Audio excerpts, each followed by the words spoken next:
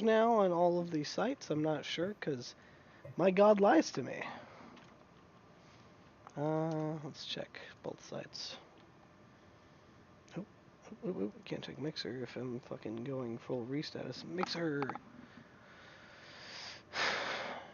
Apparently, hi, I'm hosting Meme Monitor, and apparently that person's getting off. That's weird. Don't know why I'm hosting Meme Monitor, but alright. How do I even get back to my own channel? Oh man, they changed the UI around. Creator dashboard now? Is that what I want to be on? Yeah, that's what I want to be on. Good. Alright. 21 days ago. Writing death to subscribe. 6 months. Where has the time gone? Thanks, Kenneth. Just as I said that, he subscribes for 7 months. Yeah, nice. Has it really been? How's that? Say, has it really been? Well, what is this weird shit? I popped open fucking my Mixer stream, and there's a Spanish fucking like quiz thing rating something on a scale of 0 to 10, powered by user voice. I think it's asking if there's problems with Mixer. I'm trying to translate that, but I'm definitely too far gone to translate Spanish right now. It's hard to do normally. Alrighty.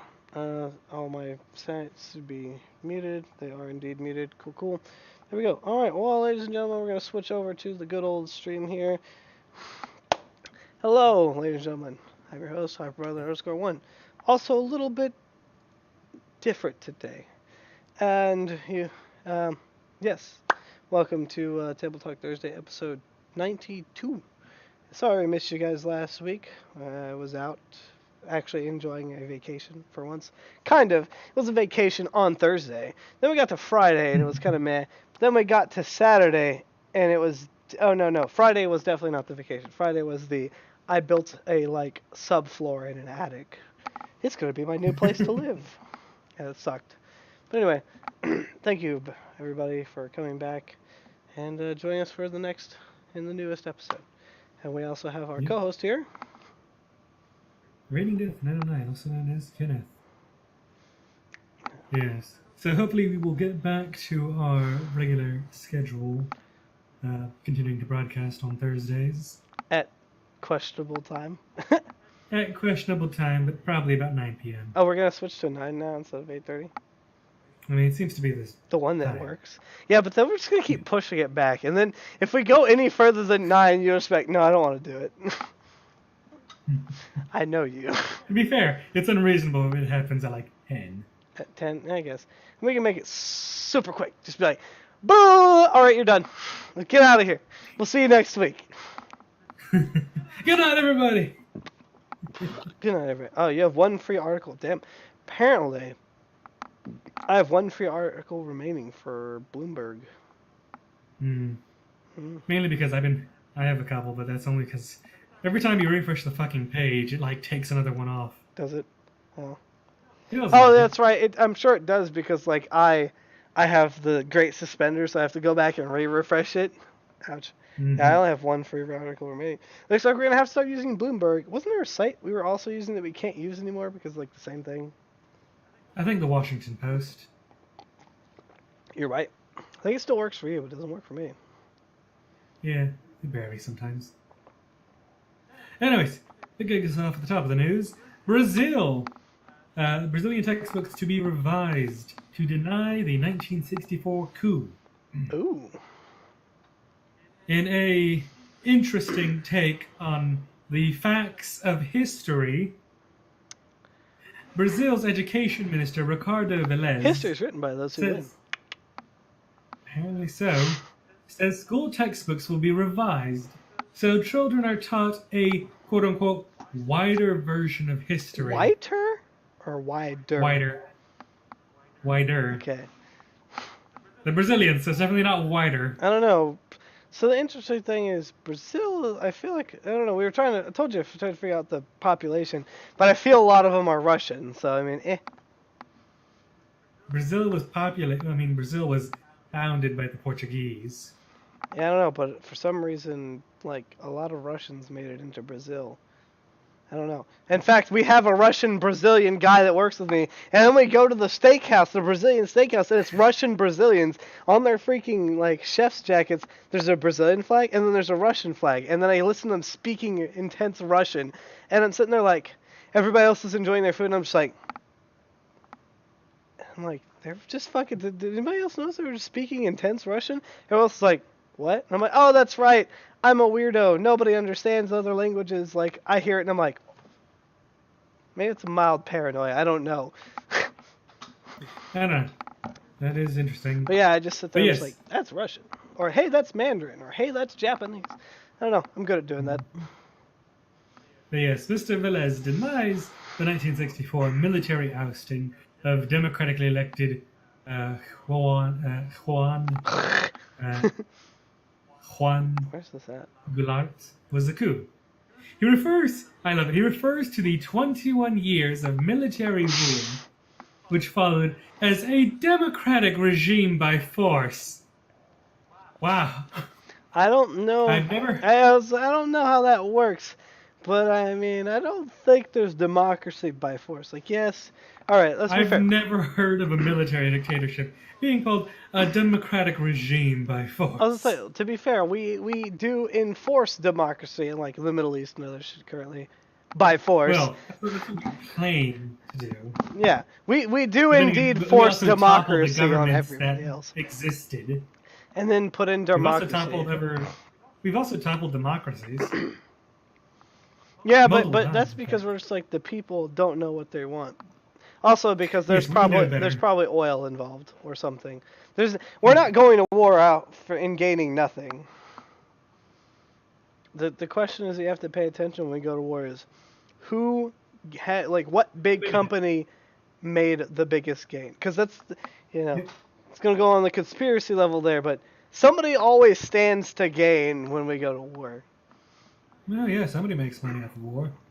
Everybody makes money off war. But I mean, there's a group in particular that usually makes off with better. But then they're just like, well, yeah, the defense contractors always make good. But there's usually like the whole Halliburton scandal thing, with Bush. Mm-hmm. It was the big oil thing. The defense contractors are cool, but Halliburton, which is, I think they're a defense contractor, but they're also a big oil group. Is Halliburton a defense contractor? I don't think Halliburton's a defense contractor. No, they're just a big oil. Yeah, so everybody else makes money, but Halliburton made the most money. They made a good amount, for sure. Headquarters in Houston, Texas. Mr. Velez told a news magazine that school textbooks should rescue the vision of the events of 1964, so children could develop a true and real idea of what happened. Awful. He said that, it says here that while President Goulart was deposed without bloodshed on the night of the 31st in 1964. Which is a commendable effort, by the way. Yeah, that is surprising. Most times when military coups occur, everybody's dead. Yep. It's usually a slaughter. I think that's what it's well known for, actually. Being one of... I think is it the only one to occur without bloodshed? I think it is. I'm not really sure. I'm not familiar on the history of military coups and their bloodshed. Yeah, I suppose. So it says here, during the 21 years of military rule, more than 400 people were disappeared or were killed. Which is both interplaceable, interchangeably used. Disappeared or killed. If they disappeared, they're probably dead. Yeah, pretty much. Yep. And thousands more were detained and tortured before democracy was restored in 1985.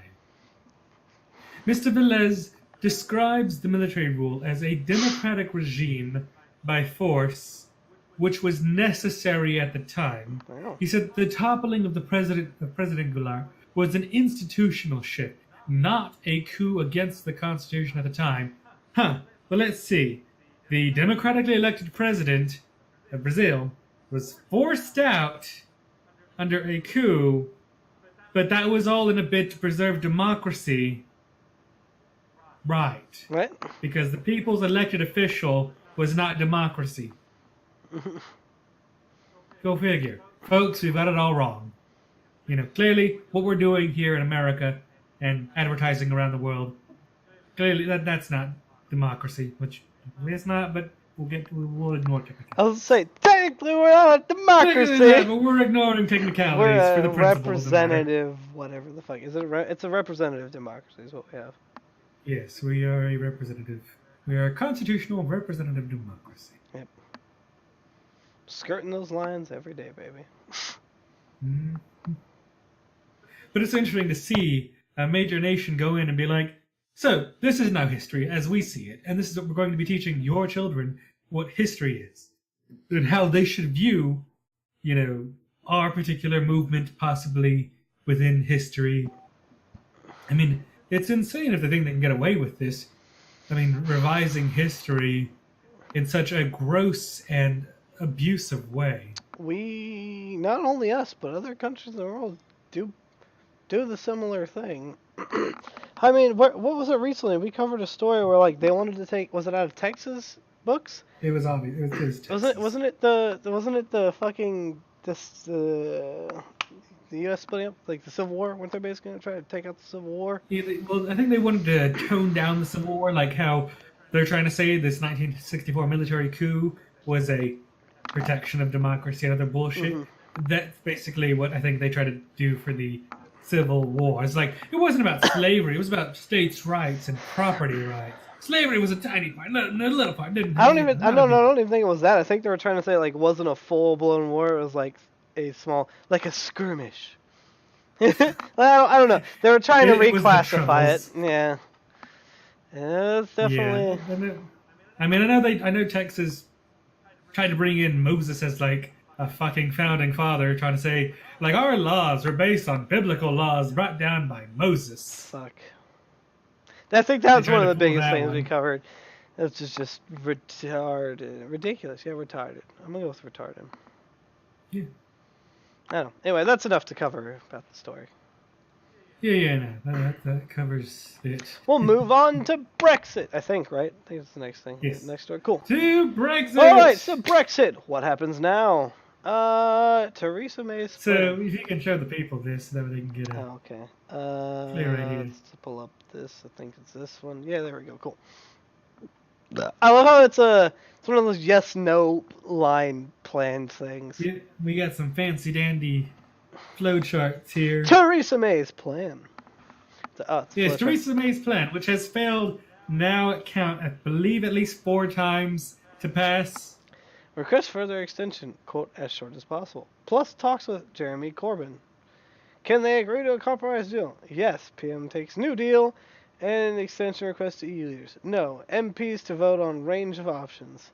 Government to stand by deal if agreed by MPs. EU summit on the. So to put that into perspective, so there was May's plan, and there was about 2 or 3 other plans. They voted down all of them. They voted down a no-deal Brexit. They voted down a border with Ireland. They voted down no border with Ireland, with Northern Ireland specifically. They voted down fucking every which way to Sunday of every deal.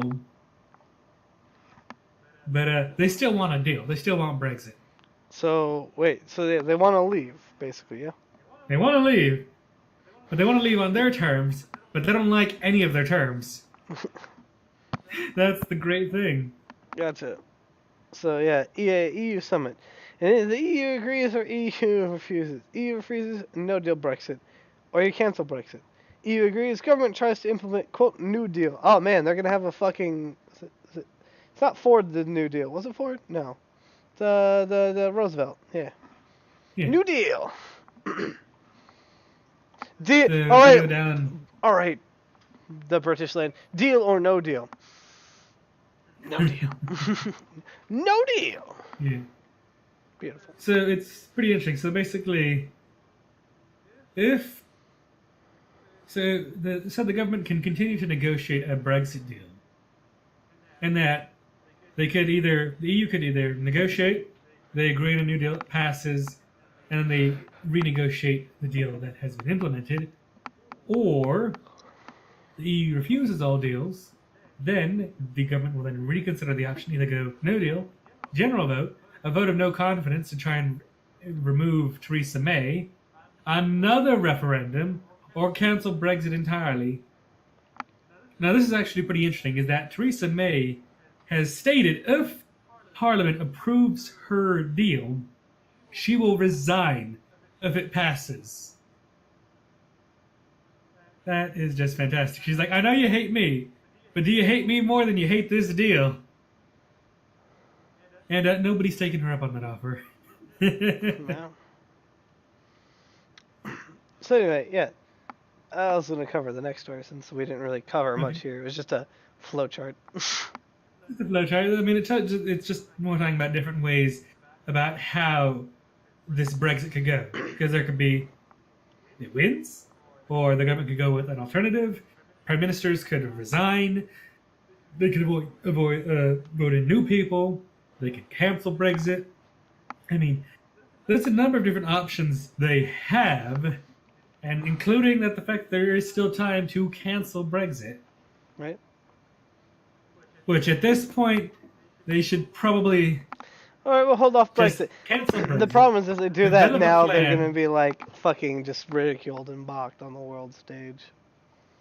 Yeah, I mean they're good. They're already being ridiculed regardless. Right. But they should just cancel Brexit. Fucking actually develop a plan. That and would then make initiate too Article much 50. sense, man. Too much sense. I like how they're just like, well, I believe there is there. Well, I was gonna say, is there like shit tanking because they're trying to leave? Because like, from what I hear, a lot of things aren't going as good over there because of it.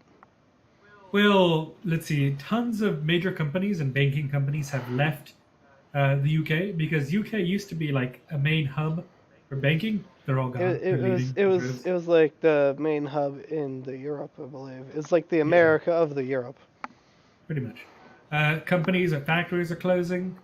Companies within the UK are facing uncertainty because of the whole business with trade. And if they can't get their products, they can't run a business. Right. Also, is that May has, in a stunning upset that hasn't been seen in decades, got a vote of no confidence for her plans with an overwhelming majority of like over 400 votes to like less than 80 against for. So huge upset. Hasn't happened in like 60 years or something like that. So she does not have the support of her own party, let alone anybody else. She's Trump, but in the UK. Essentially, yes. Great.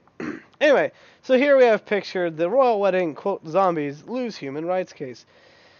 We have these people, these women here that are dressed up like zombies. I don't even remember this whole fucking thing. Because it happened 8 years ago, but news is finally coming out about it now. Right? Alrighty. So, the 9 demonstrators were detained until after the Duke of Duchess and Cambridge kissed on the balcony of Buckingham Palace. After 8 years of legal hearings, they took their case to the European Court of Human Rights.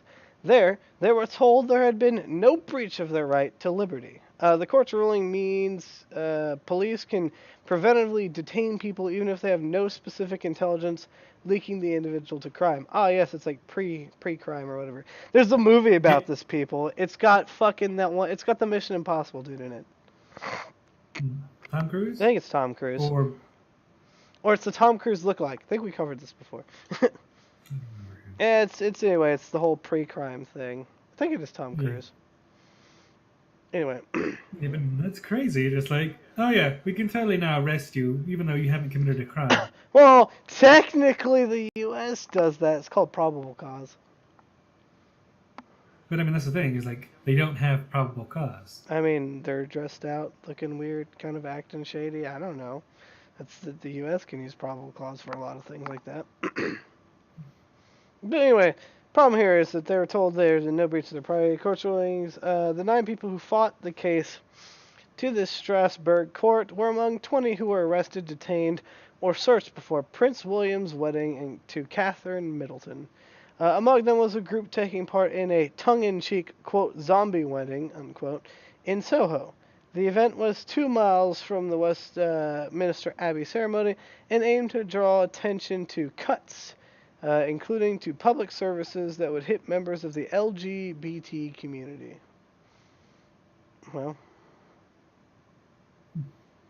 It's interesting. right? I mean, I don't agree with people being detained without having committed a crime. I definitely I don't agree either. Let's say organizers encourage people to dress up in fun theatrical for a fun theatrical event that make a serious point. Police said that one leaflet suggested maggot confetti would be thrown. I remember the maggot confetti was the no-go there. It's like that could lead to problems. Yeah. Was it Hannah Eastman Renyard? Led claimant in the case said she had only joined the event to help film and report on it, and she was astonished when officers arrested her in a Starbucks outlet. Wow, she was in not even anywhere like actually in it. That part's kind of aggressive. She has never been involved in or accused of criminality and was freed without charge on the same day. There was no evidence that anyone had any maggots, and Miss Eastman said the reference on the leaflet had obviously been written as a joke. Yeah, fucking, it's obviously theater people and theater bullshit. They're dramatic people. Come on. Yes. So, yeah, I went out to report on a flash mob with lip stain dripping down my chin, but ended up with handcuff marks on my wrist. She said, "Oof. This is not the outcome we had hoped for. After 8 years of a really long fight, in 2011 the arrests were both unjust and unlawful. Today they remain unjust." Yeah, because I mean now they were lawful apparently. So, whatever. No. According to this, it says the European Court said it did not consider the lawfulness of the detentions because British judges had already looked at the balance between police duties to maintain the peace and the rights of those held. So I guess because they didn't achieve a quota of like 60% injustice that they were lawful. It's essentially what that's saying. It's like fuck the few because the many are okay or something like that. Just let's be lessons to the rest of the world and everybody. Sacrifice the few for the many. Yeah, I mean that's the famous quote from the founding fathers. Like, if those who give up liberty and freedom for security shall have neither. Because like as this quote from Miss Renard says, is that this judgment now means that police don't need a criminal reason to arrest someone and get them out of the way. The outcome of this case has very worrying implications for civil liberties. Yes. She's absolutely correct. Very correct. That's why like the US is we're so scrutinizing upon our Supreme Court and why they try to keep, the same kind of rulings. That's why it's such a big upset whenever like somebody wants to basically renege on something that they did years ago. It's also why the Supreme Court justices are old as fuck and why we try to keep them in there. Yeah, but I mean, this is a pretty dangerous thing for the state of civil liberties within Europe as a whole. Which is interesting because everybody else, thought Europe was like. Well, I don't think they thought Europe was free, but they definitely thought Europe was the good in the world. I don't know. I don't know what everybody thinks Europe is, to be honest. Some parts of Europe definitely are better than America in certain respects. Yeah, like Norway or something. Yeah, no, Norway. I mean, definitely peaceful nations, better healthcare, of course. Definitely not as violent. Right. Certainly not as many gun deaths.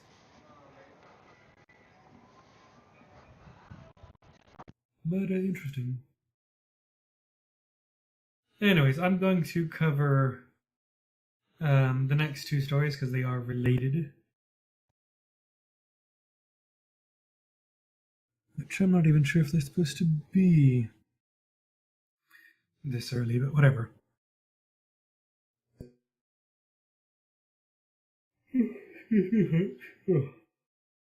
The Mueller investigators wrote summaries that they assumed would be made public. So if you haven't seen so far, is that Attorney General Barr has released a 4-page letter to Congress summarizing Mueller's report in his own words and statements, which obviously was not good enough. It used a lot of weasel word and language that wasn't precise with legal definitions. It also gave a lot away, and it even wasn't entirely flattering to the president, surprisingly. But yes, when Special Counsel Robert Mueller submitted his report on Russian interference in the 2016 election, it was prepared so every section had its own summary, with the belief that each would be made available to the public. With that in mind, some members of the Mueller team have told associates that they are frustrated with Attorney General William Barr's sending of a 4-page letter to Congress that summarized the report in his own words. Quote here is that there was immediate displeasure from the team when they saw how the Attorney General had characterized their work instead. The official told the Post, adding the Mueller's office prepared their summaries in a way that would minimize redactions, if any, that would have been necessary, and that the work would have spoken for itself. Barr's letter said Mueller did not establish criminal conspiracy between the Trump campaign and the Russian government. It also Howdy, Cherry. done a conclusion on obstruction. The investigators, however, did find evidence they said to be alarming and significant, with one person telling the paper it was much more accurate than what Barr suggested. So clearly, the Attorney General is going out there and trying to protect his boss. But Who's the Attorney part General? of this... Who's the Attorney General's boss? Oh, Trump? The president. Yeah. Yes. Yeah. Even though the Attorney General should theoretically, as should all of the Justice Department, be a separate entity from the White House, so that way it can fairly investigate crimes and prosecute people as needed. Yeah. Which, is, to be fair, is hard, in human nature, like to stick together and stuff like that. So it's kind of hard to actually get impartial. But it's the Justice Department. But then you have those people that like that. They're just like, this is proper. This is being a real patriot. Being a real patriot being for your country sometimes means going against the president. Yeah. That kind of thing. It sometimes does. Yeah, and then I fully agree with that. And it's interesting to see those people in action because they're just like, and then they fight with other people like, yo, you're a traitor. Sorry. If you think the president is... So, like, at the end of the day, and this is the Army oath, is an oath to the Constitution, not to the president. Yes, he is commander-in-chief, but their oath is to uphold the Constitution, not the presidency. Yeah, no, absolutely. The president's just a replaceable person, but Constitution is final. At least as far as we Americans see everything. And continuing on that, the House Judiciary just today, or yesterday, approved a subpoena for the full Mueller report in a party line vote. Yes. So, as the Justice Department is preparing a redacted version of the Mueller report for release later this The month, Mueller report. the House Judiciary Committee has authorized subpoenas for the full report and its underlying investigative evidence. The committee has also authorized subpoenas for figures in the Trump orbit, including former White House counsel Don McGahn, McGahn's former chief of staff Ann Donaldson, and former advisor Steve Bannon, former spokesperson Hope Hicks, and former chief of staff Reince Priebus. Quote here is like, we're dealing now not with the president's private affairs, but with a sustained attack on the integrity of the republic by the president and his closest advisors. Oof. Says Democratic Chairman Gerald Nadler of New York. Quote here is that this committee requires the full report and the underlying materials because it is our job, not the Attorney General's, to determine whether or not the President Trump has abused his office. Oof. Damn. Yeah, I was gonna say Which because is it's a correct. special It is council the was made for duty. that, right? Well, it's the duty of Congress they have the ability and the authority to oust the Yeah, president. it's the whole checks and balances system. Yes. We were all taught this as children, everybody. This is a part of U.S. history. This is part of just, like, I think we were taught this multiple It is times. yeah, basic legislative practice. It's the balance of powers, the three powers. You got the Yeah, judicial, absolutely. legislative, and then what is the other one? Executive. Executive, yeah, executive being the president. Yep. So Yep. they voted along party lines, 24-17, on the subpoenas. No. I was gonna say, And are we covering the thing where they also asked for the new, the Trump tax thing? I don't have that story. We'll cover it next week. Okay, I was gonna say because that's something I saw brought up, and how they're like, yeah, well, we don't care if you're under audit, we still want the information anyway. Which is funny because Because uh, his whole I'm Michael under Cohen. audit. Yeah, it's funny because Michael Cohen, after this all came out, he said the president, as far as he was aware, was not under audit during the campaign, nor was he, to his knowledge, under audit at any point. Oof, isn't that the Secretary of IRS? No, that was his fixer, his Oh, lawyer. oh, his lawyer. Oof, that's right. Yeah, so forget Cohen. Yeah, because Cohen's Cohen over here. Yeah, so just like, and also, it doesn't matter whether you're under audit. You can still release your tax returns. Yeah, like being under audit doesn't mean anything. It just means that you're under audit probably because you were doing some shady shit, and the IRS is like, there's not as much money in here that you're supposed to be giving us. It's basically what happens. They'll never audit you for being over. They're only gonna audit you for being under. They don't, Yeah. It's like I tell everybody, if your money is accounted for somewhere, and basically if there's anybody that sends any official government documents to the IRS, you never want to shortchange them on that money because they know and they will come for you. Now, if it's all I mean, cash, that's how if like it's all Al cash and Capone under, got caught. yeah, if it's all cash and under the table deals, don't report any of it. Fuck it. I don't care about that. Well, actually, like all of the marijuana facilities that currently operate in cash, and they have to fill out a specific form, The in a illegal specific box in the IRS that says this is illegal means. Yeah, the IRS doesn't care about. The IRS doesn't care if you're doing illegal shit. Actually, they just care if they're getting paid. They want their money. Yeah, they're not gonna rat you out to the police, for doing illegal business. No, that's not their job. But they will rat you out if you try and commit fraud against them. They'll rat you out if you Like- don't pay them their pennies. Like it's what happened with, Al Capone. Like I said, he's the biggest. He got caught not because of all the crimes he was committed, but because tax fraud. It's like that's how we work. That's funny. But yeah, I know this is interesting to see. Hopefully, Congress will be able to get the full report, and we will get more information out of it. Also, hopefully the full report General gets does leaked. By the way. Yes, before. And hopefully, he does actually release this the Mueller report as redacted as whatever it is this month, and doesn't try and delay it for the public. So there's a lot we have to see. These next couple weeks to months will be big. I imagine once this report comes out and goes public, we will be hearing some groundbreaking news about what happened within during the campaign and after. So look forward to us covering that. Moving on. Beautiful. All right.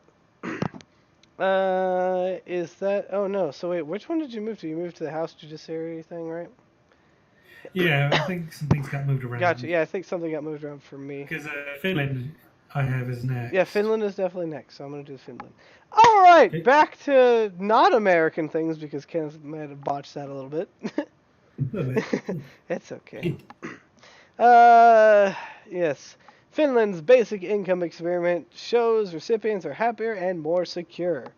Unemployed people derive significant psychological benefits from receiving a fixed amount of financial support from the state, according to a landmark experiment into basic income in Finland that highlights the disadvantages of the country's existing means-tested system. The initial results of the 2-year study had already shown that its 2,000 participants were no more and no less likely to work than their counterparts receiving traditional unemployment benefit. Well, I mean, if they're already unemployed, you know, I guess they could care less whether or not it's like their thing, they want work if they want work, and if they want to subserve off of the meager payments, then that's what they want to do. It's like Prince. Prince isn't around anymore, and if he is, hey buddy. But it's like you don't want to work, and you're okay with living off of the UK's welfare system, and it's whatever. And I feel like, you know, as a person, I don't think I'm gonna be one of those old people that's still in work today.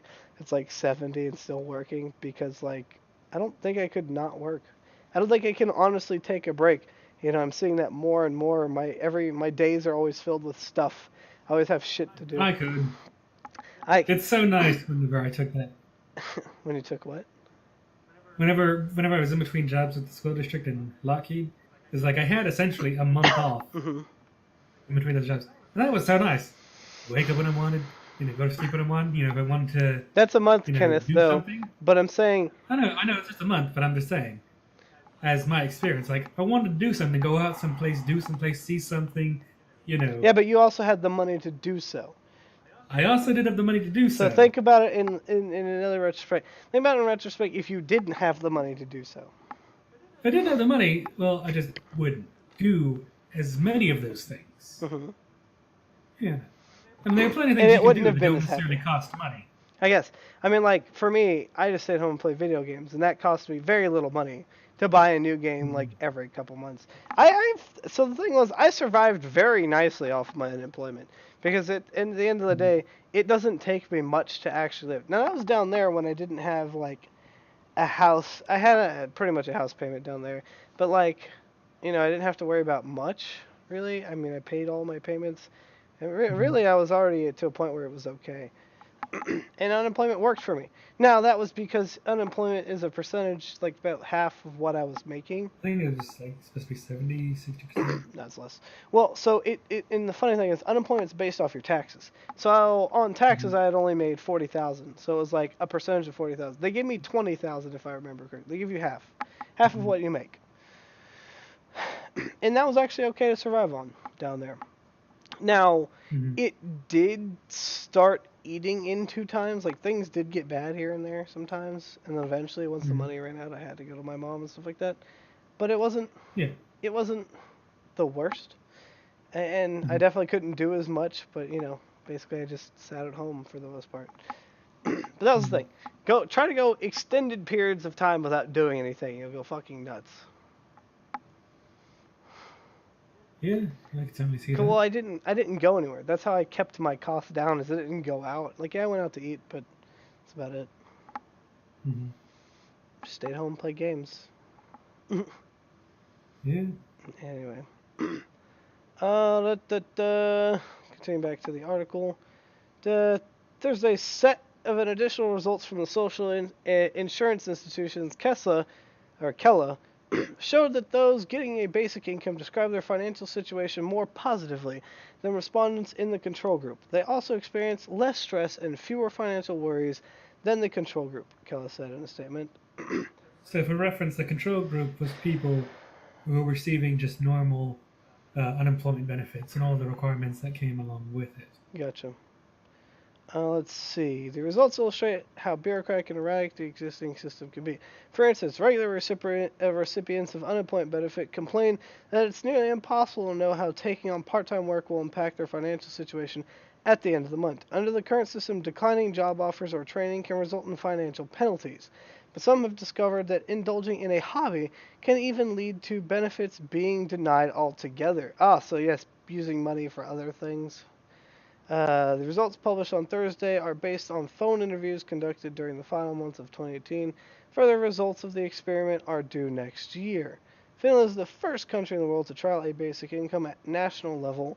The government wanted to find out whether a basic income could simplify the Social Security system, eliminate excessive bureaucracy, and remove incentive traps. Researchers at Killa also wanted to measure its impact on the participants' physical and psychological well being.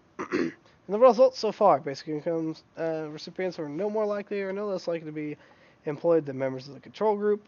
Basic income recipients were happier in their lives and experienced less stress, which makes sense because they're getting the money no matter what. Mm-hmm. They had more trust in other people and social institutions, showed more faith in their ability to have influence over their own lives, in their personal finances, and in their prospects of finding employment. So basically, had a more positive experience versus a fuck the system. They're picking on me because I'm a little guy, stuff like that kind of things. Which is again, Based upon these results, I would say they should implement it just, for the traditional unemployment, scrap it and go with, just full implementation like this. I mean, they could try it for a little bit. Because if it didn't make, if the basic income recipients didn't have a more or less likely chance to be employed than the control group, then and it's the same amount of money, depending on I guess whatever the benefit was, then there's no real There's no loss. harm. Yeah, there's no There's harm. no loss in doing this. Now, what's because funny it is, also makes people won't there happier. also be more people unemployed, though, because they'll lose their jobs since their jobs are to feed into that bureaucratic system? There will be people. What do you mean? No. There will be people that lose their jobs to sit at the unemployment centers or whatever because they're going to do away with unemployment entirely. Now, they might recycle some of those people and put them in other places, or they might feed the new system. But you won't need as many people manning the unemployment centers if you do away with unemployment. I mean, because in the government, theory, but those people, they're just going to get money. With how government works, they'll just find them another place somewhere else within the government or something. I guess, but I mean some of them will lose their jobs. The government just cuts jobs. But I mean, that's minor thing in comparison. But I mean, they don't have to worry anymore because they're on universal income. Yeah, and it'll give them time, and they'll have the knowledge, knowing that they'll be able to go get a part-time job. And there's people like so. This is the thing, people like Prince are going to exist no matter what. Like Prince likes. There will always be people that take advantage of the system, and you can't do much about it. And just that's have what to understand that's what he wants to do. And to be fair, and the whole I like people's freedoms thing, it's okay. It gets on in people's nerves that the whole thing is, oh, I have to pay my tax. That person can be lazy. Well, shit, you got lazy fuckers in your job more times than not anyway. There's lazy people everywhere. It doesn't matter if the government, which is your money, picks up the slack. Because, I mean, the government's already misusing your money anyway. So at least it's going to somebody's real benefit than, a company's benefit or one person at the top of the company's benefit. It's going to somebody that, some of the, let's say, 90% of the people in unemployment actually want to get work, and they're just, frustrated and they're having a bad time. Or, you got those guys come out of jail. They can't get a fucking job because they can't find a job. We make it hard for them. Things like that. And the thing, it helps the people that actually need it. Yes, there's going to be some people that are going to take advantage, but, you gotta just eat it all. I would say sacrifice of you. And to continue on your point about the people coming in from jail, I could definitely see that this would reduce recidivism rates, because if you consider... If you make money, if people can make a certain amount of money, then they won't need to turn to crime. If they can support themselves, they don't need to turn to crime. If they can, be able to get food and be able to take the time to get a job or get an education, or, not have to worry about, where am I going to get my next meal from? Where am I going to sleep? Where am I going to, this could definitely see reductions in recidivism rates for crimes, because the big deal about people who leave and they recommit crimes to get back in is they like the structure and the support and the ability. But if you can provide that outside of prison by helping these people... So wait, there's people that actually don't like the freedom, and that's why they commit crimes? What? Mm-hmm. Yeah, it's actually because it's people that can't structure their lives, and they actually basically need because sometimes they've been in there too long, and just the world has just changed. Yeah. And they just don't understand it, and they're afraid. And to be fair, for people that have long sentences, yeah. Hell yeah, especially if you're physically at a location, and you've been in there for 10 years. Shit, the amount of, expansion in Texas in the past 10 years alone is insane. You got somewhere that used to be, for instance, Rosenberg used to be all fucking fields and shit. You get out and you're just like, what the fuck? Literally the entire world you knew has changed. It's like a I remember reading a story about a person who they were describing their experience with a bunch of people who were recently released from prison, and they were talking about how they were like watching a video, watching a movie on their cell phone, Hmm. and they said that a couple of the people had been there and they saw it, and the guy said, well, they looked really frustrated. They didn't understand what it was because they'd been in there 15, 20 years, so they never understood how far like technology had progressed. Hmm. They'd never seen such a thing. So the guy like showed it to them and they're like, this is how it works, this is what's going on. And they're like, they were really surprised and amazed. But I mean, like, that's the kind of thing that could break somebody if you just try and introduce them into this and like, okay, this is how you do this is how you do that, this is what you're expected to do. Because the world has gotten immensely complicated in Or just the simple, past, depending on the type of person. depending. But I mean, just in the last, 15, 20 years, that if somebody had been in prison from, let's The say, simpler times. 2000, and they just got out this year, I could completely understand how they would be extremely lost and not have a clue So no, on how to do I anything. wouldn't argue 2000. 2000 is the cusp when we started getting decent cell No, phones no, no. ish. I would say no. It wasn't I would go 2000. with like 90s. Go with the 90s. Just to go with the beginning of our Nah, lifetime. Give them 20 you years. gotta consider 2000, man, was barely when like internet was making its stride. The .com, thing. Yeah, but in 2000, internet and personal computers were a big thing. That's why we had the Y2K problem. Like, for instance, my family had a fucking Dell computer, in the year Mhm. 2000. I have a fucking this is why I love Logitech so much. I have a Logitech mouse from fucking 2001. It's like got the Mhm. copyright from 2001 on it. It still works even though it's been trashed by dogs multiple times. Good mouse. Mhm. Logitech good shit. Love you, Logitech. Give me fucking support us. Anyway. Yeah, but anyways, Like I said, I would argue mid 90s. Like so, basically, from me growing Mhm. up, I would say, yeah, stuff has changed a lot. So I would definitely argue from there. Basically, before cell phones existed, really, which is the mid 90s. Well, the thing is, cell phones have existed from like the 70s. Yeah, but they've been like Before, not real. It's not like so the late 90s or early 90s is when like the Nokia brick phones and cellular wireless and shit started becoming a thing. But that was when but pagers still, I and mean, shit if existed. you It showed, wasn't an if you brought actual some, anything. All it did was do text and calls. yeah, and it was probably also a pager. Yeah, I was gonna say pagers existed back then too. Pagers, I think, were before Yeah. phones actually, because Pagers still exist and get used today, unfortunately. unfortunately, I still have not seen a new pager. To be fair, but you said you've seen them. I've seen somebody wearing them, but I surprisingly I haven't seen any of those at TI. And like, there's some really old fuckers that work there, and I'm really surprised. Yeah. But anyways, we went off on a tangent. Let's get Me back too. to this story. And like I But the said, story's over. I am the story is over, but I still just want to reiterate a point that this result is We should interesting. try it in And I America hope for sure.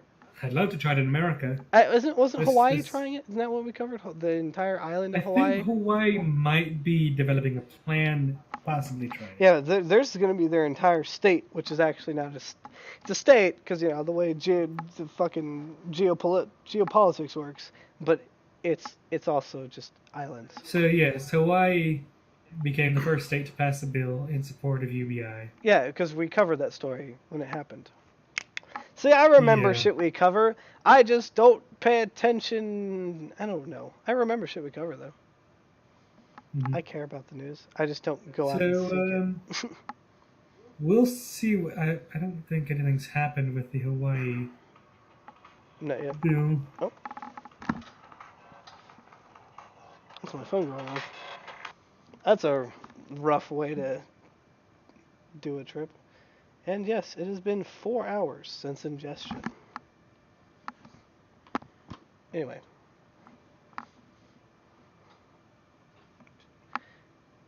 Yeah. Kenneth's intense reading faces. It's beautiful. All right, yeah, Okay. there we go. That's it. All right, next. On to tech news. Oh no, Amazon's doing the Musk thing. hmm Amazon will launch thousands of satellites to provide internet around the world. Sorry, Bezos, but our boy Elon's already done that. Also, Elon owns space. You can't fuck with him. Sorry. He's too high. He's too out there for you. He also. Oh, I need to see the fucking meme video. The what is it? What did he do? His own song? The Harambe song? Oh no.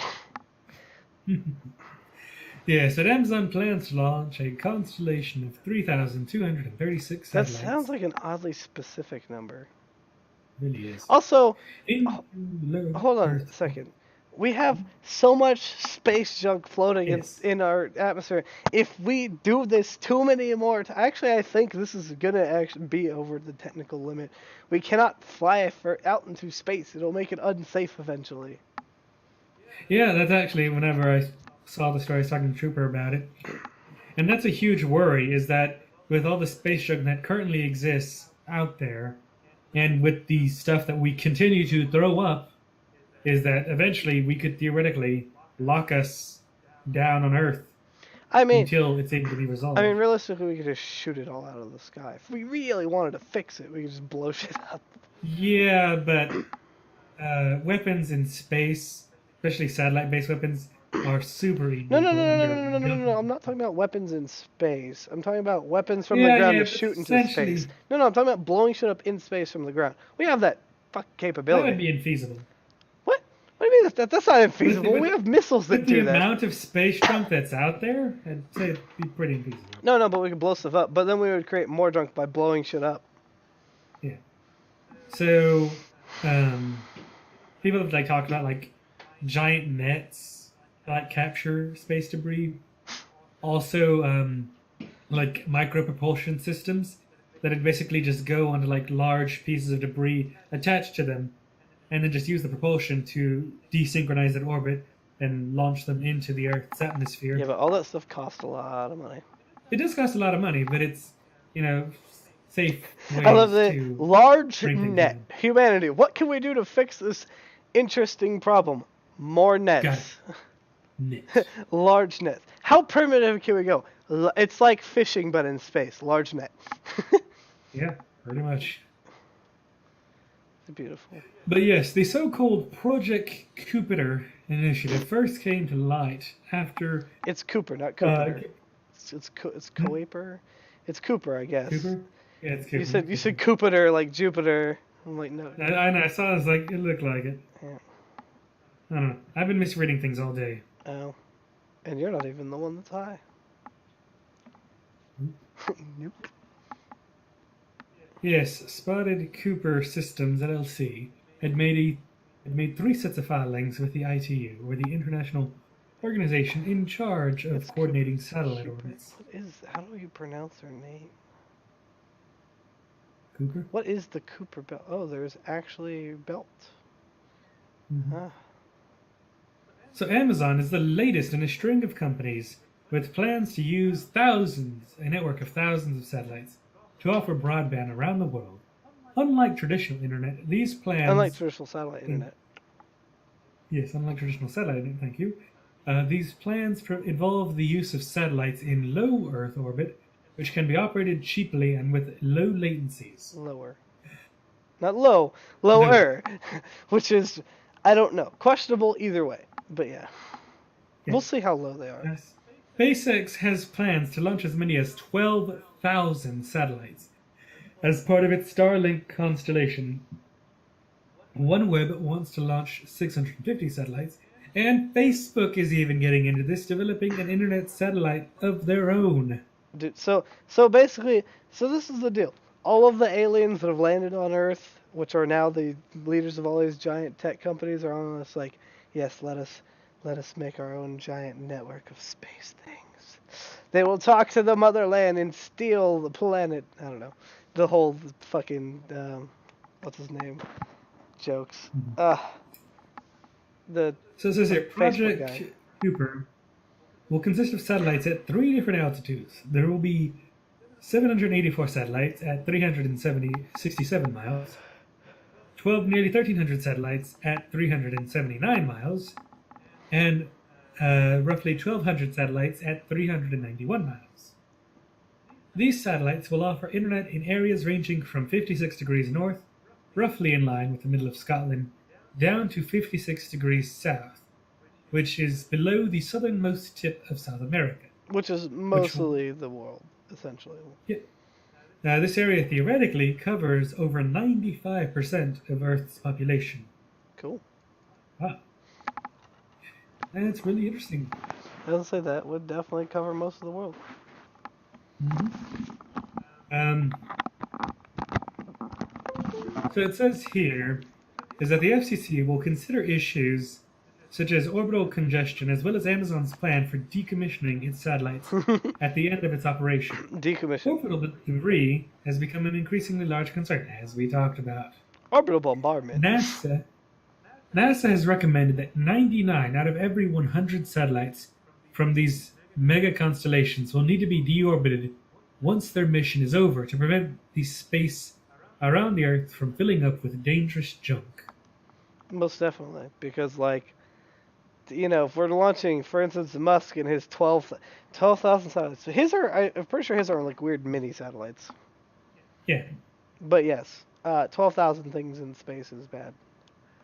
It's actually, so the space junk problem isn't really that big of an issue to technically leave the planet. It's if we want to re-enter. It's because the damage to the tiles on re-entry caused Well, by. no, it's also to leave. Is it? Because that's why. Oh, Yeah, it's because they spin why, at a at a certain speed. It's at essentially a very fast rate. Yeah, essentially it turns into fucking a giant game of space Frogger with our spaceships. Essentially. We already have to deal with that now. I mean, just imagine if more junk gets up there. Right. It could landlock us for quite a while. I mean, I'm telling you, if it ever really gets to that point, the governments don't care because that's who has the weapons. But basically, essentially, you're fucking like super sci-fi nerds just about. All right, we're just gonna blow shit up in space. Fuck you guys. I wouldn't put it past NASA or somebody to send a rocket. Okay, no, not even NASA. Fucking Elon Musk of all people, just send a rocket filled with fuel and just blow it up. Wouldn't put it past him. Anyway, yeah. That's pretty much it, right? Anyways, yeah, that's it. Amazon has yet to announce whether it intends to build its own satellites or buy them from a third party. It also has yet to make a decision about how it will launch them into orbit. Although Amazon CEO Jeff Bezos has his own spaceflight company called Blue Origin, and Amazon spokesperson, I didn't even know that, confirmed to GeekWire that Amazon will, of course, look at all options. It's just like, yes, Bezos, you may use some of our Falcon Heavy or Falcon anything. You'll have to get on your knees and suck the dick. Beautiful. Project will also require a network of Earth stations for the satellites to communicate with. Last year, Amazon launched AWS Ground Station, a cloud computing service that will enable space-to-ground communications. What? How does that work? If it's a cloud-based computing thing, I guess because they have the data centers across the U.S. and they can just put antennas up at these data centers. I don't know. Odd. And I know the plan for like the basic internet is just like, it's like, say, enter a remote area. It has a small base station that's just like, out there. Take it up to the sky. Ooh, internet. A mobile base. Are you talking about like for people like, for instance, my mom or somebody, she just goes out and just yeah no. But I'm talking about like their ground station thing, which is a cloud computing service that enables space-to-ground communications. Like what? AWS, Amazon Web Services ground station. I don't know. It's kind of weird. Anyway, meh. Carry on. Or do I carry on now? Yes. Oh. Alright. Fortnite. Is Prince Harry right to want the game banned? Prince Harry has called for a ban on Fortnite, saying the survival game beloved by teenagers around the world was, quote, created to addict, end quote. His words add to a growing debate among health workers, governments, and lobby groups about whether gaming can be harmful to health. The remarks come just before the Gaming BAFTA Awards, one of the biggest nights in the UK's gaming calendar, which takes place in London on Thursday evening. But is he right? Question mark.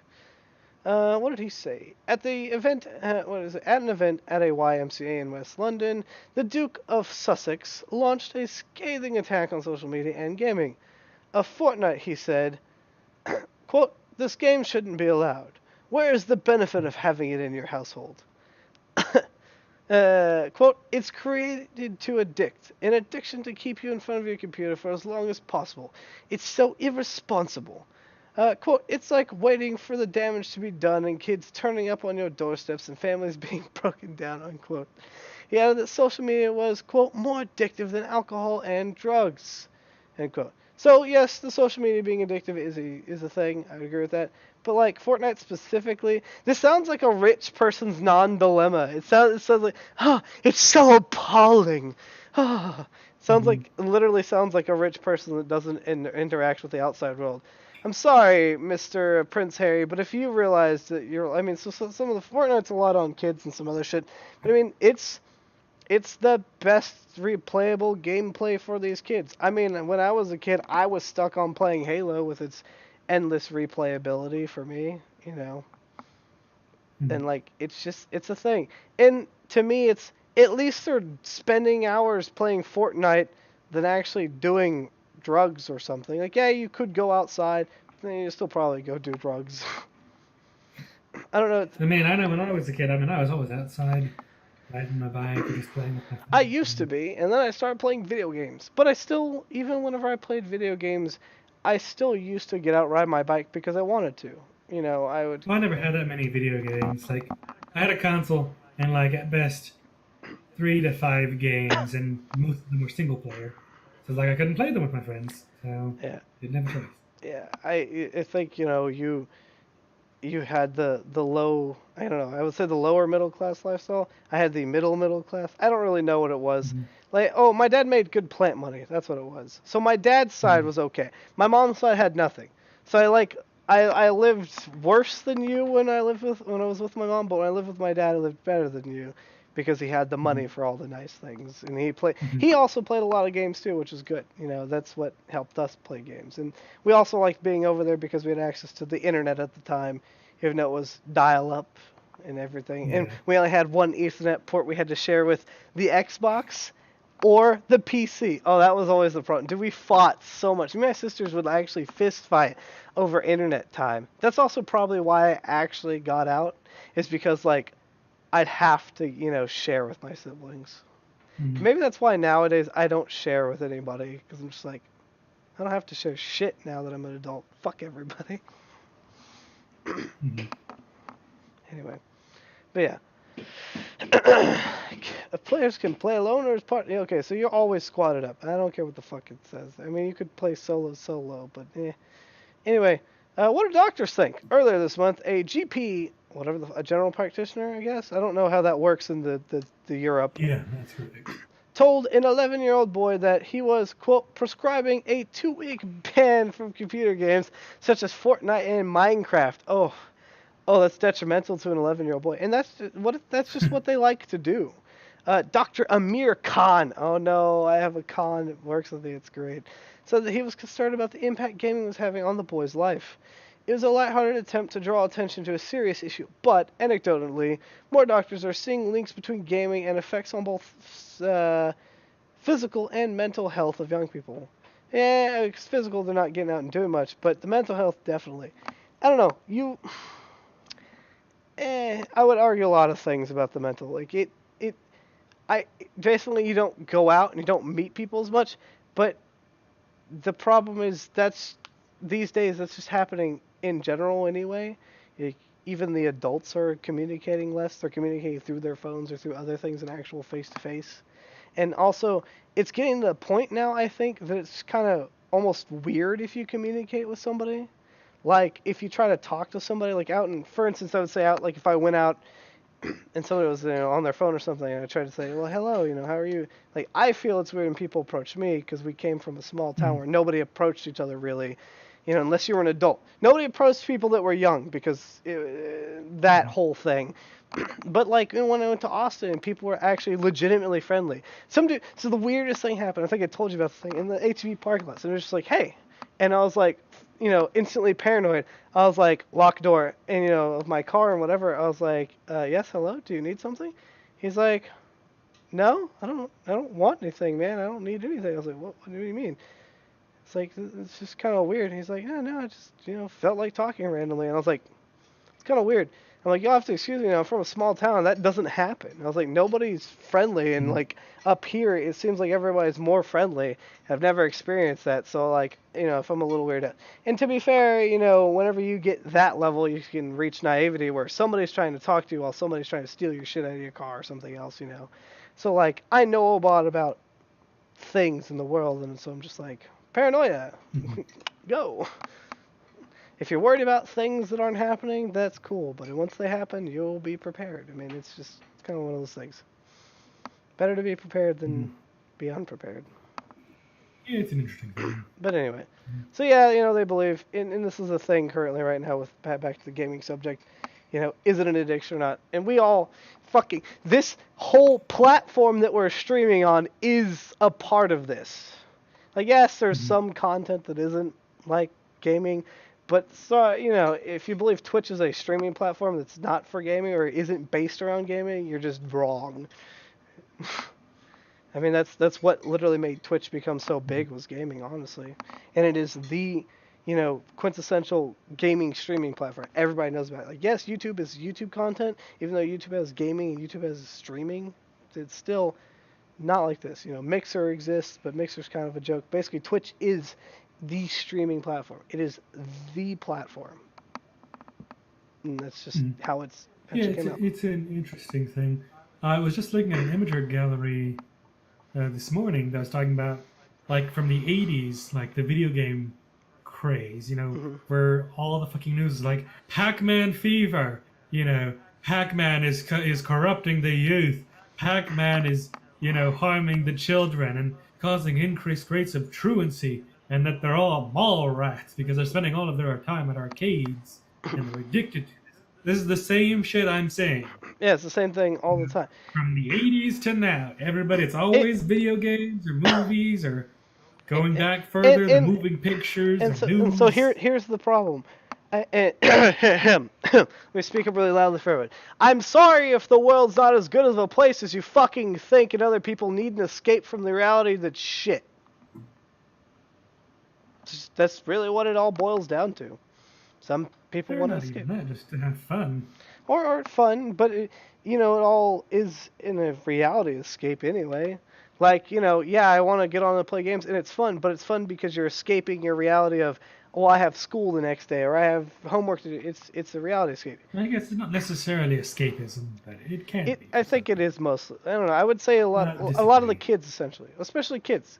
Kids all basically suffer from escapism. That's what your imagination is. It's escaping. No, I disagree. That is what your imagination is. It's an escape from reality. It is not reality, therefore it is an escape. It is not reality, but it's not necessarily, by definition, an escape.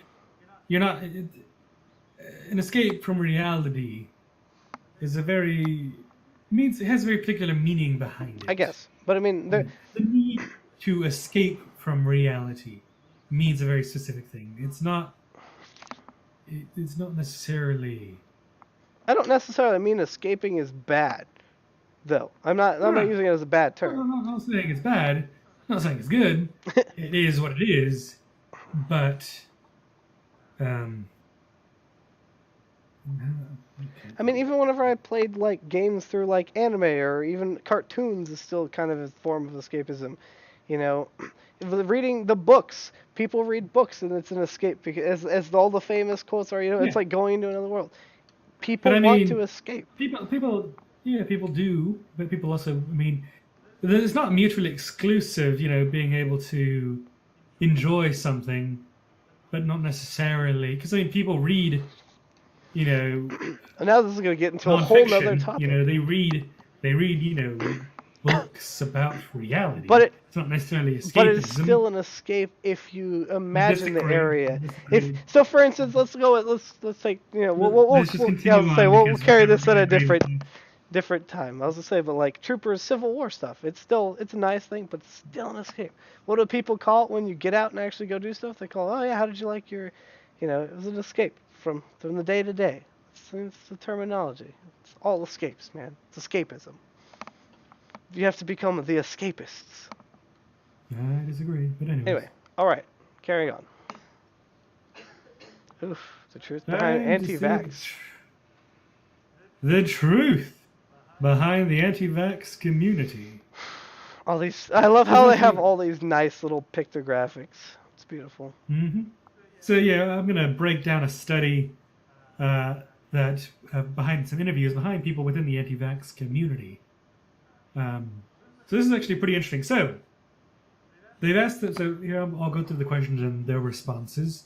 So I love reading some of these, and I'm just laughing. I'm like, wow, 30% would rather a child die. The question was, it's a big question. These people believe is that would you rather have an autistic child or the child die from a disease preventable by vaccines?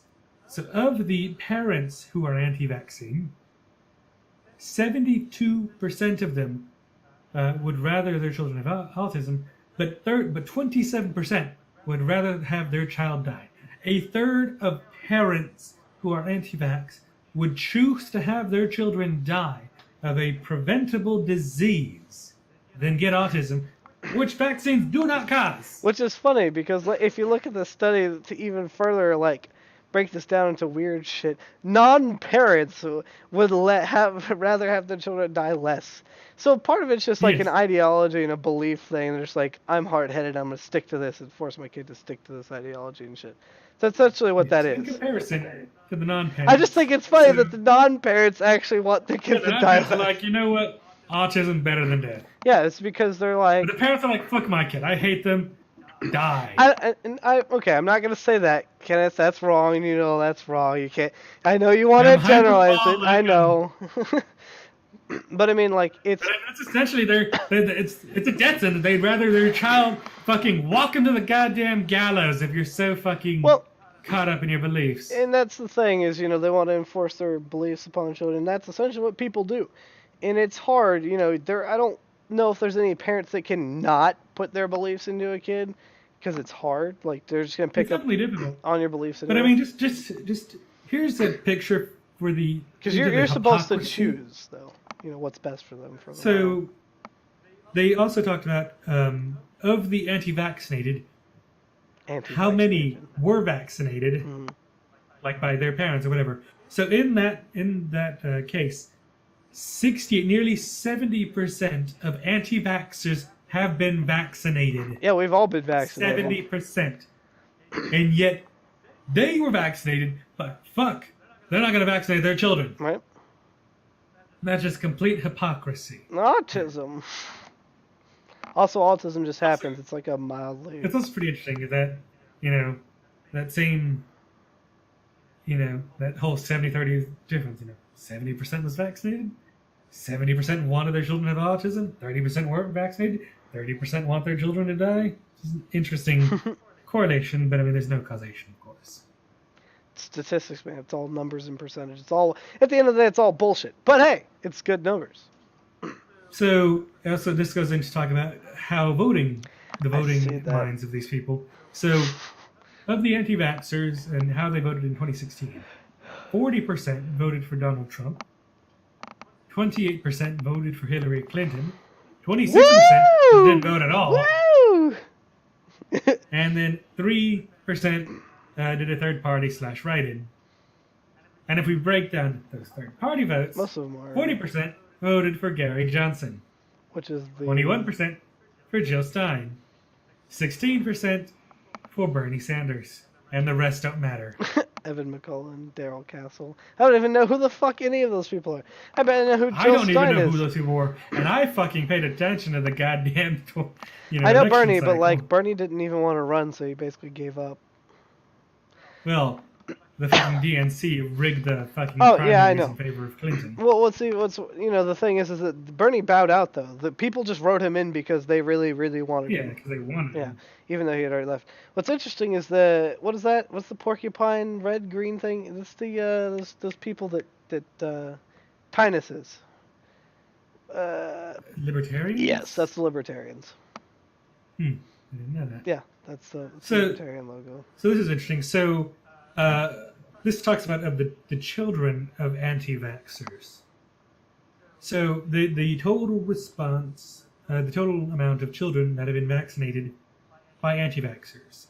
So it's actually pretty interesting. So of that total, 49% have been vaccinated. It's actually really interesting when you break it down because, like, in states like Montana and Indiana, the parents of the anti-vaccine parents or people are 100% vaccinated, and in those same two states, as well as West Virginia, which was also 100%, is that they also had 100% vaccination. Oh, Indiana and Montana. I don't know. Yeah. I don't know whether that says something about the people there or the culture. The fact that these people were anti-vaccine and still were fully vaccinated within these states, but also had their children fully vaccinated. How can you be anti-vaccine but still have your? I mean I guess there's like I'm anti. Those are probably the people that are like, yeah, we're against it until like we know for certain that things are done. I don't know why. Maybe they're just like, yeah, we're they're anti-vaxxers. anti-vaccine. They're anti-vaxxers because it's cool, or something. Or maybe it's like they're anti-vaccine, but they want like the shots spread out or something. Yeah, I don't know. Who knows? It's just interesting that that those three states and actually Puerto Rico, Yeah. 4. I was gonna say, Those 4 locations match up with each other. It's an interesting. I'm believing crystal healing. Oh no. Do you trust the U.S. government? Oof. Large distrust of the U.S. government for all the anti-vaxxers. Do you read that's also InfoWars? pretty- Wow, a lot of people You don't read read InfoWars. InfoWars. That's good. About 70% of people read InfoWars. No. Do you read 30%? InfoWars? 70% don't. No. It says no. Oh, 74. Yeah. 30% do. Yeah, that's funny. Do they believe in astrology? The whole Oh my God, it's 50-50! 50-50, folks. Do you believe Crystal in, healing. do you believe in crystal powerful healing? It's about 50-50, but like it's 45. It's 45, yes, 55. 55 no. Yeah, that's So nearly 50-50. that's scary close. Although most people like- don't trust the government, which, to be fair, who really fully trusts the government this day and age? I mean, I don't know. And that's funny. At what point does distrust from the government really? Do we realize that we probably will eventually get to the rebel state? Like, distrust against the government's a big problem. Well, I'm not super. I don't think a civil war is going to happen like that. The thing is, like, whenever you talk about like surveys of people and their congressmen, is that It's just because they don't like their representative. people love their congressman. They hate every other congressman. I know. That's That's because why they Congress says like they think that their person is fighting for them. Kind the of thing. person's doing the Yeah. fighting for them, even though they're not because they're dumb. Yeah. But I mean, like So- they can still like their congressman, but not trust the government as the big giant spooky entity that it is. Because to be fair, there's so many government agencies and entities. I don't trust big government. That's just the deal.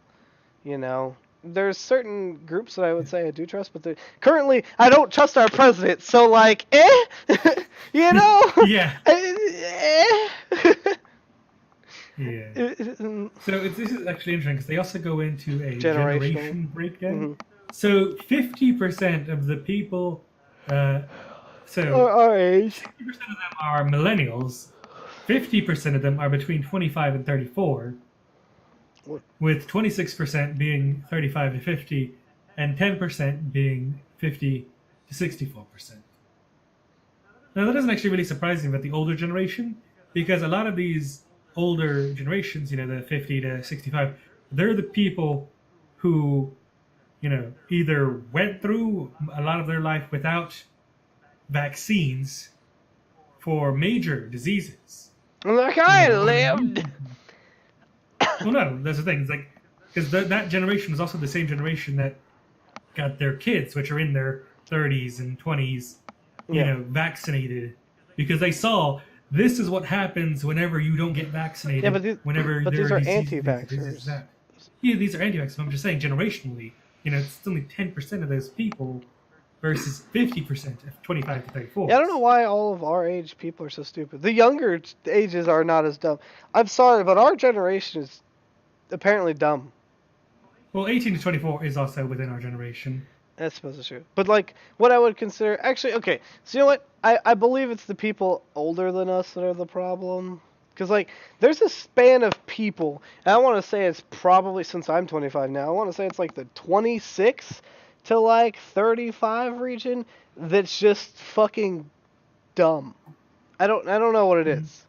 But like even Michelle's younger and she's like yeah I see your generation because she is definitely not in our generation. She's 20. Yeah, she's 20. Yeah, she's 5 years younger than me, and so Mhm. like she actually is by. It's an interesting thing because, like, my sister, she's 31, Hmm. and she is against vaccines, even though, ironically enough, she was trying to be like a nurse. Right? But it's also really interesting because, like, whenever my mom, like, she was like, when we got sick, she took us to the doctor. Hmm. We got I medicine don't go to the to doctor. make us to get us better because she grew up, very extremely poor in poverty, with multiple siblings and Watch limited funds. some of So them she never die. really had. Yeah. If they got sick, they just had to muscle, power through it. So she understood is like she didn't want her kids going through that kind of suffering. So she always made sure that we were taken care of. Yeah, gotcha. And so see, personally, I was a kid, so basically my sicknesses revolve around the same two things. It's always sinus drainage, and I always get sinus infections. Always. That's all I ever Mhm. really get sick with. And if I'm ever really like sick to the point of, beyond the normal, yeah, my throat hurts, yeah, whatever, I could take some. It got to the point where, know that I could just take over the counter remedies like fucking, Mhm. whatever, and I'll get better on my own. Unless like, it takes me a couple weeks and I can't kick it, then I'm like, yeah, go to the doctor. I'm like, just, I can call them up and be like, just prescribe me like a Z pack and I'm good. Mhm. you know. But I'm one of those people. Mhm. I don't personally go to the doctor unless like I feel the need to, and it's like I'm Mhm. out of my mind. Like if it's like some sort of standard sickness that I can get over, it's just because I'm Mhm. concerned about the drug overdosage of like Mhm. antibiotics and stuff. That's why we have, Mhm. uh, Yeah, the super bugs. super staff, I super mean, that's, bugs, stuff that's, like that's that. definitely a concern, but that's more of a concern within hospitals rather than within, outside of that kind of That's environment. true. But still, like I've also seen, like my doctor just prescribe a huge, a huge amount of antibiotics. Shit, one of the times I was prescribed with some really really high level antibiotic, and I was like, what the hell? For Because, like, I don't know, like with my experience with my going to the doctor, it's like if it was antibiotics, it was like a standard like antibiotic. It wasn't anything special. It wasn't anything super high dose. It was just here's a normal antibiotic or whatever, and yeah, fine. Or maybe a Z pack. There was never really anything crazy except when I had a pneumonia, mhm. and then even that was like a Z pack, and then like a I couple other remember, yeah, I things. was there for And that, even and I was like, I was surprised because like, yeah, no, I was surprised too. I'd never had pneumonia until then. I'm like, what? no, they're just like, here, take a Z pack. I was like, don't you need something a little stronger than a Z pack? No, apparently they just gave me like a Z pack. I think that might have been all they gave me was a Z pack. Yeah, I remember because I remember you came in. I was like, "Do they not give you any cough medicine?" You're like, "No." And you had to call them to get cough medicine. Actually, no, you stole my cough medicine. That's Yeah, right. I stole your cognizant. I remember that. That shit I worked. told you, like nothing worked on me but that, and it made me go. Like that shit made me loopy as fuck, and I was like, "All right, I can't." I took it once, so I was like, "I can't do this." I was like, "I'll take coughing over this." Like I literally couldn't stay awake. I was I mean, it's like they say, you can't cough if you're in a coma. Yeah, well, I was at work with you guys, and I just was sitting there, just fucking kept passing out. And I was like, oh god. I was like, guys, I have to go home. Yeah, This is a terrible experience. but yeah, that was like. Other than that, it's just like I never really had anything super extreme. Right. Um, so apparently, according to a study Vox did in 2015, it found that 1 in 5 millennials believe that vaccines cause autism.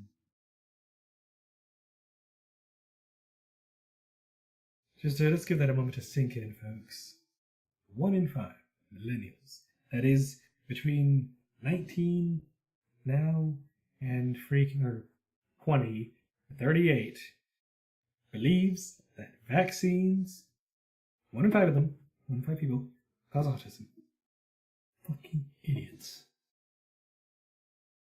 That means statistically, the people in our Discord, 1 in 5 of those motherfuckers most likely believes vaccines cause autism. They're the problem.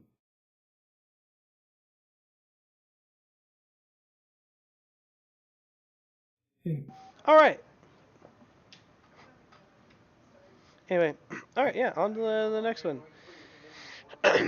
All right, President Trump's. Oh no, I just got AIDS. Donald Trump claims windmill noise causes cancer. Fuck. Yes, welcome to Stupid and Crazy, folks. Yes, this is not the first time U.S. President Donald Trump has raised his voice against wind power. Trump has been highlighting the subject for years now, precisely after his battle with Scottish officials who planned to build a windmill inside of his golf course in Aberdeen, which I'm guessing is in Scotland. Correct. However, this time the 45th President of the United States exclusively stated it during a speech at the fundraiser. Here's video of Trump talking about windmills at the NRCC dinner tonight. Quote, they say the noise causes cancer. Jesus. Yeah, let's fuck. roll that clip because it's like a 30-second clip. Oh, I don't want to roll It's the probably clip. gonna be It's going to hilarious. give me AIDS. Hillary wanted to put up wind. Wind. You have a windmill anywhere Wind. near your house. Wind. Congratulations. Your house just went down 75% in value. And they say the noise causes cancer. You told me that one, okay? You know, the thing makes it so... And of course, it's like a graveyard for birds. If you love birds, you'd never want to walk under a windmill because it's a... I don't know if is he saying it as jokes or is it just him talking? No, that's him talking. I don't know. It That's sounds the like president a likes lot to of people ramble. were laughing at it. It sounded like, at least from the video. Yeah, but I mean, I don't know. This is Are Trump you we're sure he's talking not about. just perpetually doing the old person thing where they're making random jokes and everyone's just like, what? That's the new thought. Maybe he's just perpetually doing that, and that's why he gets I away don't know. with the old This people. is Trump we're talking That's about. true, but still. I mean, I'm willing to take anything that comes out of his mouth as something he believes is fact, because I don't know. He doesn't. I mean- he doesn't know a lot of shit, and he speaks a lot of it. So yeah. Anyways, so yeah, that was just freaking funny to see. Yep. All right. So this one goes out to all the hipsters like Michelle out there. Man inadvertently proves that hipsters look alike by mistaking photo as himself. Yep. It's a running joke that male hipsters all look alike with their flannel shirts, thick beards, and other seemingly off-branded attributes. But a comical institute in the MIT Technology Review might just prove they really all do look alike. The publication recently published an article on a study out of Brandeis University about the, quote, hipster effect, which studied how nonconformists usually act unconventionally in the same way, to end up being, quote, exactly the same. God damn it. Quote, what the study found essentially was that when a group of people decide to be different, to do something non-conforming, there comes a point when they all end up adopting the same behavior or same style. End quote. From Gideon Litchfield, editor-in-chief of MIT Technology Review, told NPR's Lulu Garcia Navarro for Weekend Edition. Now, while the study proves the theory, so does accidentally thinking the edited photo at the top of the story, which featured a man in a plaid, is that how you spell plaid? I guess it says that, plaid shirt with a beanie on, is of yourself. Right after the article was published, MIT Technology Review promptly received an email from someone who claimed he was the man in the photo and hadn't given his consent. He accused the publication of slandering him and threatening legal action, writing, quote, you used a heavily edited Getty image of me for your recent bit of clickbait about why hipsters all look the same. It's a poorly written and insulting article, and someone ironically about 5 years too late to be as desperately relevant as it's attempting to be. By using a tiered cultural trope, Is it tired? Yeah, tired cultural trope to try to spruce up an otherwise disturbing study. Your lack of basic journalistic ethics and both the manner in which you reported this uncredited nonsense and the slanderous unnecessary use of my picture without permission demands a response, and I am of course pursuing legal action. Of course, he's pursuing legal action. I'm white, I'll sue. That's beautiful. I love it. Quickly checked to see if the model of the photo signed a model release. They contacted Getty Images, which found that the person who signed the model release was not the person who wrote the angry email. That's beautiful. After the misunderstanding was cleared up, the man responded by saying to Getty Images, "Wow, I stand corrected, I guess. I and multiple family members and a childhood friend pointed it out to me. Thought it was a mildly photoshopped picture of me. I even have a very similar hat and shirt. Though in full color, I can see it's not the same. Thank you for getting back to me and resolving the issue." I love. He just changed his whole tune. It's like, I am pissed and I have lawyers, and it's like, oh, sorry, I didn't mean to. Sorry. That's actually beautiful. It's fantastic. I'll say you go to Getty Images because they're original quote. Yeah. That's Litchfield tweeted the scenario and wrote that the incident just proves that the story we ran. Hipsters look so much alike they can't even tell themselves apart from each other. It's beautiful. Oof. I like the next story, too. Oh, it's so good. Right. I'm just going to read the tagline and let you read it. 2 Arkansas men arrested for taking turns shooting each other while wearing bulletproof vests. Now, we can't say this hasn't crossed some of our minds, questionably enough. Like, Nick definitely seems to be on board with the mild idea. So, I mean, and I'm okay with shooting him. I'm not okay with getting shot because I don't trust... Well, I don't know. I trust Class 3 body armor up to a certain extent because I've seen, plenty of videos of it working. So, yeah. But anyway, I don't think I'd love to get shot multiple times, though, while wearing it. It's not a good feeling getting shot even with body armor. Anyway. Yeah. So anyways, an Arkansas man told police he had been shot multiple times in the back and chest through a bulletproof vest while protecting an asset. Oh no, were they high or something? Oh, they were drinking. I think so. I think they were drunk. Instead, it turns out he and a neighbor were drinking and decided to shoot each other. It's beautiful. They just got really drunk and then thought they were secret agents or some shit. That's great. Yeah, so yeah, as I said, him and his neighbor were drinking and decided to shoot each other. Charles Eugene Ferris, wow, that is a fucking country-ass name, and Christopher Hicks were arrested Monday in connection with aggravated assault that they have not been officially charged. How are they connected with aggravated assault of each other? Mm-hmm. So I guess that's a true thing. Can't the police charge you of doing stupid shit even if you don't charge each other? Like, even if you don't... I believe so. I think it's up to the... I think the police can charge you, but I think it's up to the DA whether they pursue the charges. Yeah, but which is funny because like they're gonna both go in and be like, dude, we were having fun. Who gives a shit? And like, who's gonna win there? Who actually wins the case when people are like, yeah, dude, we were, we got undrunk and realized we were being stupid, and like, who wins the case there? I guess the fucking, they're gonna be like, oh, it's against the police for having to respond to it. About the only thing you could think. So it says here, Ferris was taken to the hospital on Sunday after his wife had heard a gunshot and saw a mark on his chest. He then reportedly told Deputy Doran Hendricks that he'd been shot 5 times in the back and once in the chest, protecting an asset. Again, in quotes. At some point, though, Ferris changed his story and admitted that his neighbor Hicks had shot him in the chest with a .22 caliber semi-automatic rifle while wearing a bullet-resistant vest.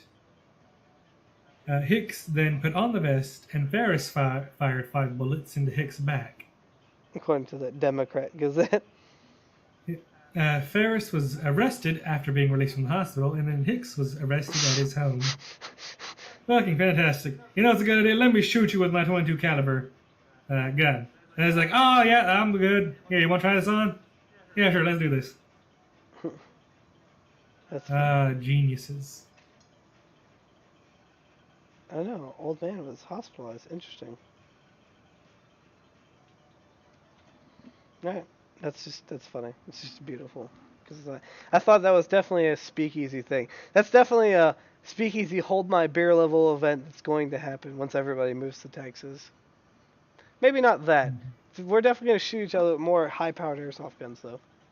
Speaking of which, me and you, we still need to get together, get a list of shit together, and go find places to host events. We also still need everybody to come together for a fucking meeting to decide when our goddamn day is going to be. Fuck. Okay, we'll talk about it Saturday or Friday. No, we won't. Friday is tomorrow. We're definitely not talking about tomorrow. Fuck you. I know better than that. Nobody ever talks about it. Last time we decided, it was literally a one-off at like 3 in the morning. All right, yep, July 13th, yep. All right, cool, sounds good. All right, cool, yeah, we're doing it, yep. Did we decide Yes, on we July did. 13th? That's news to me. Yeah, we decided. I wasn't there for No, this 3 Kenneth, a.m. meeting. You were there for it. You were literally there. We're all just sitting there, and Nick's just like, yeah, that sounds good, because me and you were tossing around ideas, and then Nick's like, yeah, that sounds like good. Yeah, I can do that. Yep, we're doing it. And then I'm like, I guess we're doing it. And remember, at the end of the night, he logs off, and I'm getting ready to log off. I was like, so like July 13th, I guess we're doing it. And you're like, I guess. And then it became that's what we did. Is this my drink? Right. Is there alcohol? Oh, it's just cranberry juice. You sure? There's definitely alcohol in here. I know better than that. Definitely smells like not cranberry juice. What is in here? What alcohol's in here? I just poured the rest of the Four Loko in there. Is that all it is Four Loko? No, there's also cranberry. Oh, okay. Alright, so you no longer get this. What? No. Oh my Anyway, alright, so finish reading the story, Cal. Dad took it away from me. That's the end of the story. No, there's a woman thing. There's another story. And I'm saying... Yeah, but we have to show the pictures so that way people can get it. Alright, well, I'll show the pictures, too. So yeah, read the story. This is hilariously looking. So, look at their face. She gets to drink. She's what? She gets to drink. Yeah. Yeah, I know. I wanted That's to not even show real that liquor. What is? That's like wine. This is Four Loko. This is awful. Also, this is bad. It sounds like you're drinking something It terrible. tastes just like cranberry juice. It does not taste bad, but it's Four Loko and it is bad. Mm-hmm. No. So, quote from the title, I wanted to show it's okay to be happy again. A woman 47 who becomes an internet sensation for her joy-filled photo shoot celebrating her divorce. So there you can see the picture of her finally divorced. Boy, bye. Smiling, holding a glass of wine. And then scroll down to the next picture.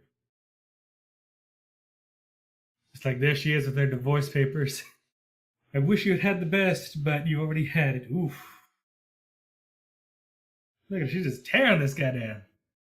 Wherever he is, probably an asshole. So we continue on down this whole photo gallery of pictures. Like there she is burning one of her wedding photos. So it says Marie got the idea for a photo shoot after her divorce from Quentin Eaton, her husband of 13 years, became finalized this month. She said, I wanted a way to close a chapter in my life my way, and celebrate finally making it official. So she enlisted the help of her sister-in-law, who runs Tilting My Lens Photography, and together they created a series of photos I'm tilted. that are defiant, cheeky, and joyful. So yeah, let's just continue on through the through the pictures. Established. Done. Yeah, she was like, I'm done with this, bye, bitches. Is that her And new there husband? you can see. Oh, that was her. That's the old husband. Yep. Oh, aggressive.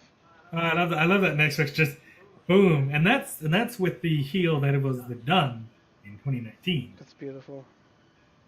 Ooh, breaking away. Look at it. Right? That ass. Aggressive. Yeah. So I gotta admit, I can respect this. She is showing off what she got, and she is happy to do it. She's old. happy to be fucking done with this dead end guy, who apparently she said was in and out of jail. He got hooked on meth and got around with the wrong crowd. I mean, yeah, she looks like a general mildly trying to upstand lady. I don't know. I don't really know. This is definitely some like trashy shit though. To be fair. Yeah, but I mean, it's how she Yeah. wants to show herself. Yeah, I guess so.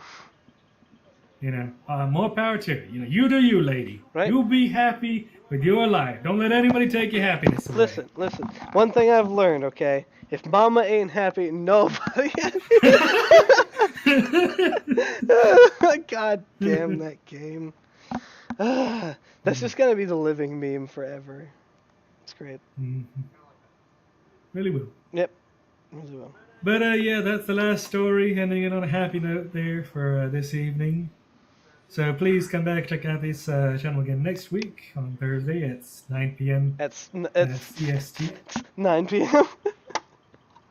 Yeah, 9 p.m. CST. All right. We'll talk about news and your weekly news and review. You can also check this channel here on Tuesdays. You're still doing the show? No, we don't do anything. Literally, it's just Thursdays. Okay, there's no more shows. Just this show, apparently. Doesn't even stream D&D on Saturday. I'm not even here for half of the time. Well, you know what? Show up then. Hey, I try sometimes.